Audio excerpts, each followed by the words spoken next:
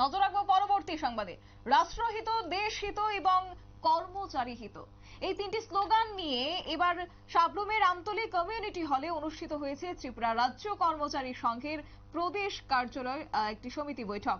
শুক্রবার সকাল 10টা থেকে শুরু হয়েছে এই বৈঠক এবং সংগঠনের পতাকা উত্তোলন, পাশাপাশি প্রদীপ প্রজ্বলনের মধ্য দিয়ে বৈঠকের সূচনা হয়েছে।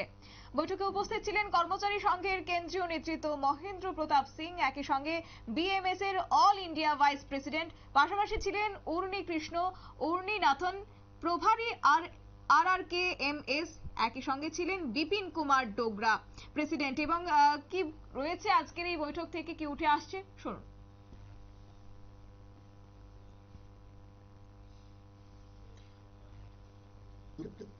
उपाध्यक्ष का दायित्व है अखिल भारतीय। नाम मेरा MP सिंह है।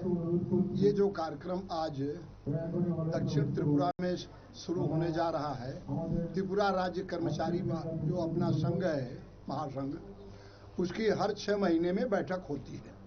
और इस बार जो है ये बैठक साउथ जो है त्रिपुरा में करने का आयोजन किया गया है और 6 महीनों की हम इसमें योजना बनाते हैं।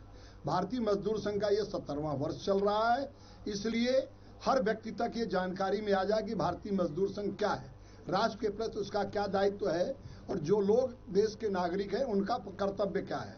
साथ ही कल और परसों यानी 14 और 15 को हमारा जो है अभ्यास वर्ग रहेगा। उस अभ्यास वर्ग में बहुत सारी चीजें जो सब्जेक्ट मैटर है उसके विषय में और असंगठित से लेकर के और भी जो जितने लोग हैं उनके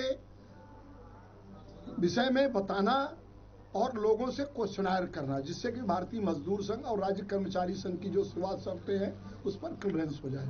साथ ही राज्य कर्मचारी संघ की तरफ से गवर्नमेंट को एक अल्टीमेटम भी देना है। हमारी प्रमोशन पॉलिसी, हमारा DA, ग्रेजुएटी, इन जो बिंदुओं को जो मुख्य रूप से हैं।